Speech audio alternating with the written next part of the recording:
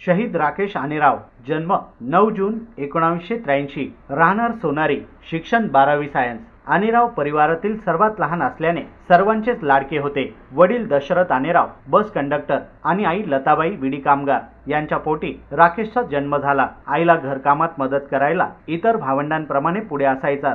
सोनारी गाव येथे दुष्काळ असल्याने पाणी डोक्यावरून आणावे लागे, पण राकेश आईला मदत करण्यासाठी डोक्यावर पाणी आणायला कधीच लाज वाटली नाही। डॉक्टर राजेंद्र गोरे आनेराव परिवाराचे स्नेही असल्याने राकेशने डॉक्टर व्हावे असे परिवारातील सर्वांना वाटायचे। त्यामुळे मोठा भाऊ योगेश याने राकेशला सायन्स साइडला प्रवेश घेऊन दिला होता, पण दुसरा भाऊ सुदेश भारतीय सैन्यात भरती झाला। मग तो सुट्टीवर असताना गप्पांचा फड रंगायचा, सुदेश सैन्यात घडणाऱ्या रोमांचकारी कथा सांगायचा। तिथेच राकेशच्या विचारात बदल झाला आणि त्याने 12वीची परीक्षा दिली, पण त्याला सैन्यात भरती होण्याचे वेध लागले होते। त्याच्या मित्र गोपाल सोबत त्याने मुंबई भरतीत प्रवेश केला आणि दोघेही भारतीय सैन्यात भरती झाले। तोफखाना विभागात भरती झाल्याने ट्रेनिंग नाशिक रोड आर्टिलरी सेंटरला झाली। ट्रेनिंग नंतर राकेश आसामला पोस्टिंगला गेला। त्यानंतर आपल्या बुद्धी चातुर्य आणि हुशारीच्या जोरावर राकेश शार्प शूटर झाला। आपल्या युनिटमध्येही तो लाडका झाला। 13 राष्ट्रीय रायफल्समध्ये तो काम करत होता।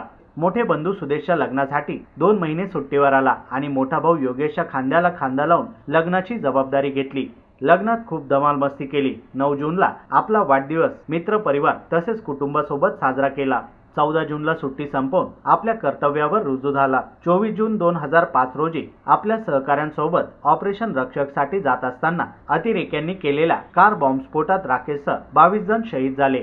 श्रीनगर, दिल्ली, मुंबई, पुणे अशा 4 ठिकाणी सलामी घेत आलेल्या सोनारीच्या पुत्राला सोनारीकरांनी 5वी सलामी दिली। वर्षभरात आनेराव कुटुंबाने राकेशचे भव्य स्मारक उभारले। गावात शहीद राकेश आनेराव सेवाभावी संस्था पंचक्रोशीत सामाजिक शैक्षणिक उपक्रम राबवत आपल्या पुत्राचे नाव मोठे करत आहे। शहीद जवान राकेश आनेराव यांच्या 16व्या स्मृती दिनानिमित्त विविध मान्यवरांकडून त्यांना यावेळी अभिवादन करण्यात आले। दीपचंद साहेब जे कारगिल युद्धामध्ये लढलेले आहेत आणि त्यांनी स्वतःचे आपले अमूल्य असे पाय गमावलेले आहेत देशासाठी आणि देशाच्या संरक्षणासाठी। मी या स्मृती दिनानिमित्त आनेराव कुटुंबियांचे देशाच्या वतीने आभार व्यक्त करतो की त्यांनी त्यांचा पुत्र देशसेवेसाठी अर्पण केलेला आहे आणि पूर्ण देश आणि पूर्ण हा परिसर पंचक्रोशी ही तुमच्या कुटुंबियाची पाठीशी उभी राहील याबद्दल मी ग्वाही देतो आणि उभी आहेच। तरी या स्मृती दिनानिमित्त मी आनेराव यांच्या स्मृतीस अभिवादन करून माझे 2 शब्द संपवतो। प्रतिष्ठित नागरिक जे जमलोय ते शहीद राकेश आनेराव सरांच्या स्मृती दिनानिमित्त जमलोय। वयाच्या 18व्या वर्षी गावातील एक मुलगा फौजमध्ये भरती होतो। ज्या वयामध्ये आपण बघतो की मुलं बापाकडे गाडीसाठी पैसे मागतात, कॉलेजला जाण्यासाठी पॉकेट मनी मागता, या वयामध्ये एक सैनिक, एक मुलगा 18 वर्षाचा जो देशासाठी संरक्षणासाठी आर्मीत भरती होतो। 18व्या वर्षी म्हणजे तुम्ही बघा, आज तुमच्या 18 वर्षाचे जे मुलं आहे यांना दुनियादारी घर संसार काहीच माहित नाही। ह्या वयामध्ये हे जे सैनिक असतात हे देशाची जबाबदारी सांभाळतात। वयाच्या अवघ्या 22व्या वर्षी देशासाठी शहीद होतात, स्वतःचं जीवन अर्पण करता देशासाठी। किती मोठा त्याग असला। मी 17 वर्ष देश सेवा केली। त्या 17 वर्षामध्ये 12 वर्ष माझे जम्मू काश्मीर मध्ये गेले, 3 वर्ष सिक्कीम मध्ये गेले आणि 3 वर्ष राजस्थान मध्ये गेले। मी ज्यावेळेस पुंछ राजौरी साईडला होतो जम्मू काश्मीर मध्ये, मायनस तिथं टेम्परेचर असायचं, बर्फ पडायचा तिथं। श्रीनगर मध्ये सियाचीन मध्ये -40 टेम्परेचर असतं, जिथं तुम्हाला श्वास घ्यायला सुद्धा त्रास होतो। अहो तुम्ही बघा, एक छोटासा विषाणू आला कोरोना, ज्याने तुमची ऑक्सिजन लेवल कमी झाली तर तुमची किती धावपळ झाली। तर हे सैनिक 6-6 महिने -40 टेम्परेचर मध्ये जिथं ऑक्सिजन कमी असतो तिथं कसं देशाचं संरक्षण करत असेल तुम्ही एकदा विचार करून बघा। आपल्याकडे नॉर्मल थंडी पडते तरी आपण ब्लँकेट घेऊन ओढून लगेच घुसून जातो ब्लँकेट मध्ये। हे सैनिक रात्रभर कसे काय देशाची सेवा करत असेल, कसं संरक्षण करत असतील, आपण थोडा विचार केला पाहिजे। या सैनिकांचं जे बलिदान आहे ना हे सोपं नाही। यांची जी लाईफ आहे हे जे देशसेवा करता ही सोपी नाही. वाटतं फौजींची खूप मजा असते, पण खरंच ती मजा नसते. तुम्ही एकदा त्या सैनिकाला जवळून बघा. यापैकी बरेच लोक श्रीनगरला टूर म्हणून फिरायला गेले असतील. ज्यावेळेस आपण तासाभरासाठी टूरला जरी फिरतो त्यावेळेस आपण जाड कपडे घालतो, जॅकेट घालतो, खाली मोठे मोठे गरम उलनचे बूट घालतो. पण हे सैनिक कसे काय तिथं रात्रभर ड्यूटी देत असेल एक वेळेस विचार करून बघा तुम्ही.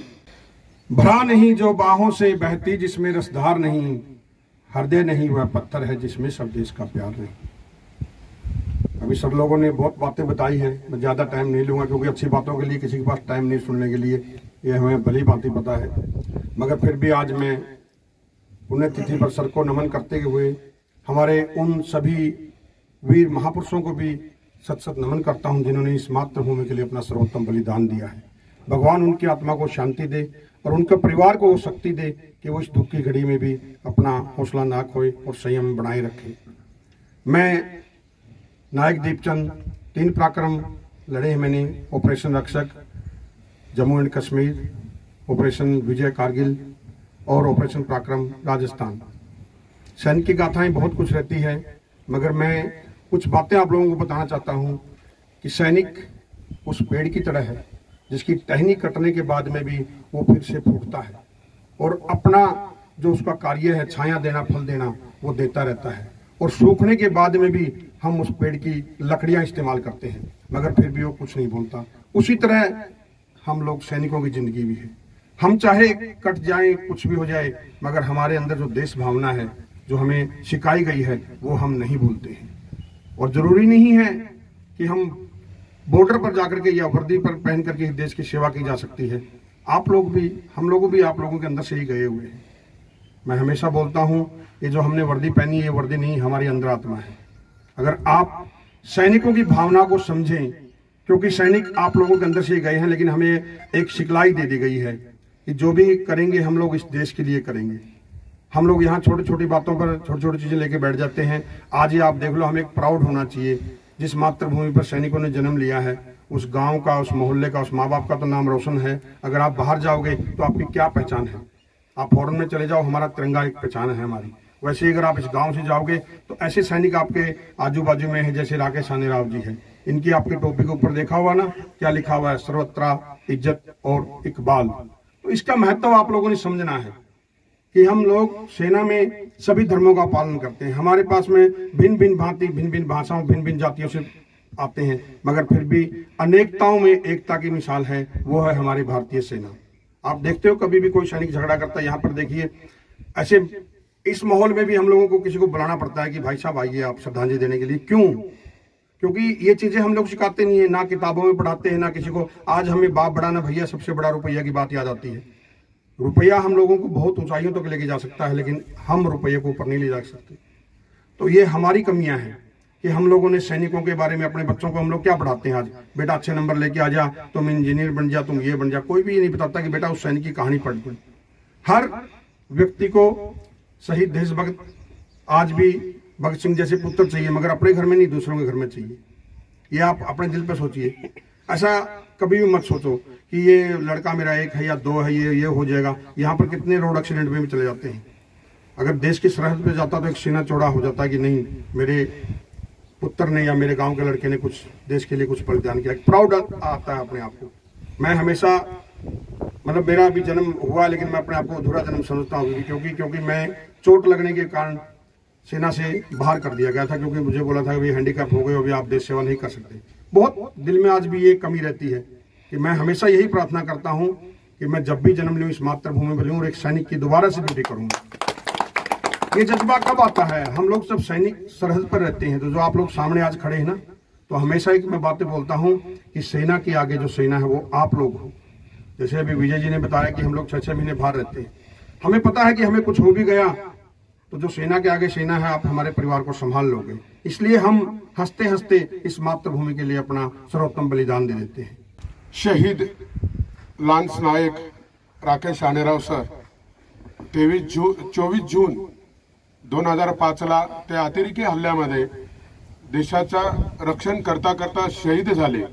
आज त्यांचा स्मृती दिवस आहे आणि आजच्या स्मृती दिवसाला उपस्थित कारगिल योद्धा दीपचंद सर ज्यांनी आपले पाय आणि एक हात देशाच्या रक्षणासाठी गमावला आहे, ते आज या ठिकाणी उपस्थित आहेत. विजय कातोरे सर आहे, माजी सैनिक, आणि उपस्थित अनेक मान्यवर. खरं तर ही मातृभूमीसाठी प्राणाहुतीची प्रेरणा छत्रपती शिवाजी महाराजांच्या कालखंडापासून आपल्याला छत्रपती संभाजीराजांनी दिली. वयाच्या 32व्या वर्षी त्यांनी स्वराज्यासाठी आपल्या प्राणाची आत्माहुती दिली आणि स्वराज्यामध्ये शिवा काशीद असतील, अनेक असे योद्धे ज्यांनी प्राणाच्या आहुती दिल्या आणि त्यातूनच प्रेरणा घेऊन शहीद भगतसिंग, सुखदेव, राजगुरू यांच्या बलिदानाने पूर्ण देश पेटून उठला आणि देशासाठी, स्वातंत्र्यासाठी अनेकांनी आपल्या प्राणाच्या आहुती दिल्या आणि त्याच प्रेरणेने प्रेरित होऊन खरं तर मी या सिन्नर तालुक्याला एक भाग्यवान तालुका समजतो. कारण या तुलनेमध्ये माझा इगतपुरी तालुका तसा मागे आहे की आमच्याकडे जास्त म्हणजे जवान नाही, एकच जवान आहेत, रावसाहेब झणकर, अण्णासाहेब झणकर. ते शहीद झालेले 18 वर्ष झाले आणि सिन्नर तालुक्यामध्ये गेलं की दर 4-5 गावांनंतर एक शहीदाचं स्मारक आम्हाला बघायला मिळतं. खरं तर ती अभिमानाची गोष्ट आहे. छाती अशी स्वाभिमानाने आणि देशप्रेमाने भरून निघते.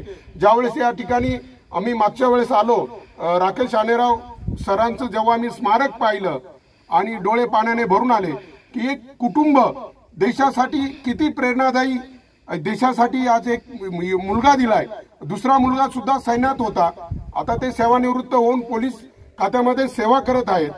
असं एक म्हणजे सर्व देशाचा स्वाभिमान असलेलं कुटुंब, ह्या कुटुंबाला खरं तर एक खेद मी या ठिकाणी व्यक्त करतोय की सर्व भारतीयांनी आणि प्रत्येक गावातील ग्रामस्थांनी एक गोष्ट लक्षात ठेवली पाहिजे की या कुटुंबातील प्रमुख हा सैन्यासाठी, देशाच्या रक्षणासाठी सैन्यात असतो. तर अशा परिवारांचं रक्षण करणं, त्यांच्या मदतीला धावणं, त्यांना सन्मान देणं हे आपल्या प्रत्येक नागरिकाचं काम आहे आणि ते प्रत्येकाने केलं पाहिजे. मी अनेक ठिकाणी पाहिलं, हे स्मारक उभारताना या कुटुंबांना स्वतःच्या जागा द्याव्या लागतात, स्वतः खर्च करून स्मारक उभे करावे लागतात. जो सैनिक, जो योद्धा या देशासाठी स्वतःच्या प्राणाची आहुती देतो, ती काय त्या कुटुंबासाठी देत असतो का? तर तो हा देशाचा स्वाभिमान आहे. म्हणून हे एकतर शासनाने स्मारक उभारावी, कारण या स्मारकांमधूनच हजारो तरुण प्रेरणा घेऊन देशप्रेम हृदयामध्ये त्यांच्या निर्माण होईल आणि देशासाठी प्राणाची आहुती देण्यासाठी हजारो तरुण, लाखो तरुण, देशाला जशा तरुणांची गरज आहे, समाजसेवी आणि देशप्रेमाने ओतंबून भरलेल्या तरुणांची गरज आहे. आणि ही जर प्रेरणा तुम्हाला जर निर्माण करायची असेल तर असे शहीद देशासाठी झालेल्या जवानांची स्मारक गावागावात असली पाहिजे. एक वेळ मंदिर नसलं तर चालेल, परंतु देशासाठी प्राणाची आहुती देणाऱ्या, बलिदान देणाऱ्या सैनिकाचं स्मारक मात्र प्रत्येक गावात असलं पाहिजे अशी मी सगळ्यांना विनंती करतो. आणि इथून पुढे असंच सर्वांनी हे जे स्मृती दिवस आहे, खरं तर हे उत्सव म्हणून साजरे झाले पाहिजे, दिवाळी दसऱ्यासारखे साजरे झाले पाहिजे. आपण आज एक आपल्या लोकांमध्ये आपण बघतोय देशप्रेम हा अभाव आपल्याला दिसतोय सगळीकडे. हा त्याग राकेश आनेराव सरांच्या या स्मृती दिनातून अनेक तरुण घेतील आणि मी माझे इथं भावपूर्ण श्रद्धांजली नाही म्हणणार, ही मानवंदना आहे राकेश आनेराव सरांना. जय हिंद. प्रमुख पाहुण्यांनी आपल्या मनोगतातून शहीद जवान राकेश आनेराव यांच्या आठवणींना उजाळा दिला.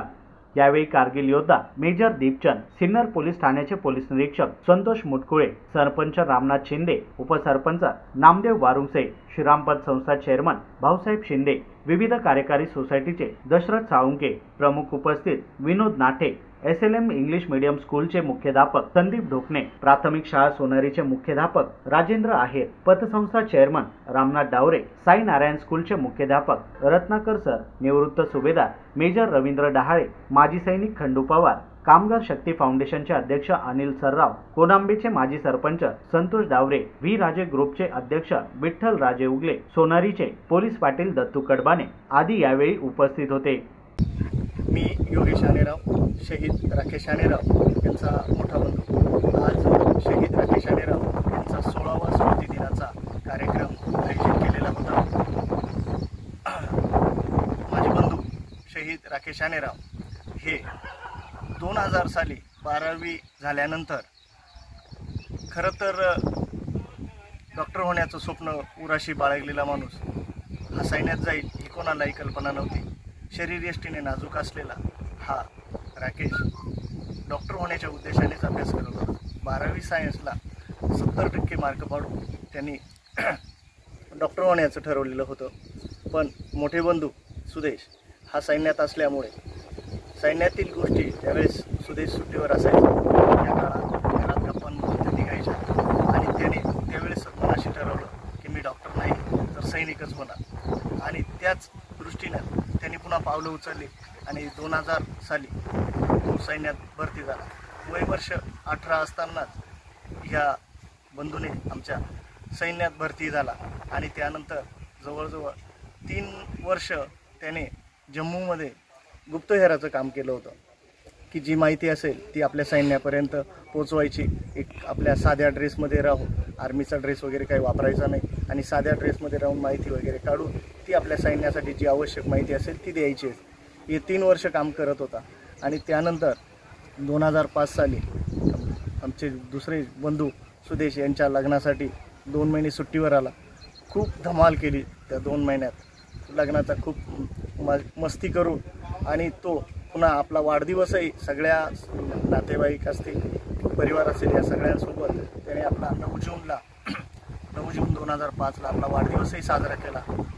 आणि त्यानंतर 18 जूनला आपल्या सेवेवर म्हणजेच पुन्हा सैन्यात रुजू झाला आणि 24 जून 2005ला अतिरेकी आल्याची जी सूचना मिळाली त्यासाठी ऑपरेशन रक्षकसाठी जात असताना अतिरेक्यांनी केलेल्या कार बॉम्बस्फोटात शहीद राकेश आणि 22 जण शहीद झाले. त्या दिवसानंतर 2006 साली आपण राकेशचं स्मारक हे आपल्या जागेत मोठ्या दिमाखात उभारलं. त्यावेळेस स्मारकासाठी आपल्याला मार्गदर्शन हे गावकऱ्यांचं असेल किंवा परिसरातील जे बी प्रतिष्ठित व्यक्ती असतील त्यांनी वेळोवेळी मार्गदर्शन केलं आणि आजच्या कार्यक्रमाबद्दल त्याच दिवसापासून आजपर्यंत गेली 16 वर्ष आपण अविरतपणे हा स्मृतिदिनाचा कार्यक्रम साजरा करीत आहे. आज या कार्यक्रमासाठी मेजर दीपचंद आपल्यासाठी उपस्थित राहिले की ज्यांनी कारगिल विजयमध्ये सहभाग घेतलेला होता. या युद्धात त्यांचे दोन्ही पाय आणि एक हात गमावलेला आहे. अशी व्यक्ती आज आपल्याला प्रमुख अतिथी म्हणून लाभली हे तर खरंच आपलं भाग्य आहे आणि अभिमानाने आज आमची छाती भरून येते की आमच्या बंधूबरोबरच की आज अशा व्यक्तीबरोबर आम्हाला एक कार्यक्रम साजरा करण्याची संधी मिळाली. या कार्यक्रमासाठी आमच्या परिसरातील सर्व प्रतिष्ठित नागरिक असतील, गावातील सरपंच, उपसरपंच, पोलीस पाटील, त्याचप्रमाणे सिन्नरचे PI मुटकुळे सर हे सुद्धा या कार्यक्रमासाठी उपस्थित राहिले. ग्रामस्थांचं आणि पंचक्रोशीचं निरव कुटुंबियांवर प्रेम आहेच, त्याचबरोबर शहीद राकेशला वंदन करण्यासाठी नेहमीच असतील किंवा स्मृतिदिनाच्या निमित्ताने तर सर्वजण येत असतात. सिन्नरमधून सुद्धा जे बी प्रतिष्ठित असतील, उदाहरणार्थ सांगायचं झालं तर नगराध्यक्ष असतील, नगरसेवक असतील, हेही या कार्यक्रमाला उपस्थित असतात. यावेळचा कार्यक्रमही खूप सुंदर झाला. त्यात दुधात साखर म्हणा की मेजर दीपचंद सर हे यासाठी उपस्थित राहिले, पंचक्रोशीतील सर्व नागरिक उपस्थित राहिले. त्यांचे त्याबरोबर दीपचंद सरांचे, कातोळे साहेबांचे सर्वांचे मनपूर्वक आभार मानतो. यापुढेही तुमचं प्रेम असंच मिळत हीच अपेक्षा.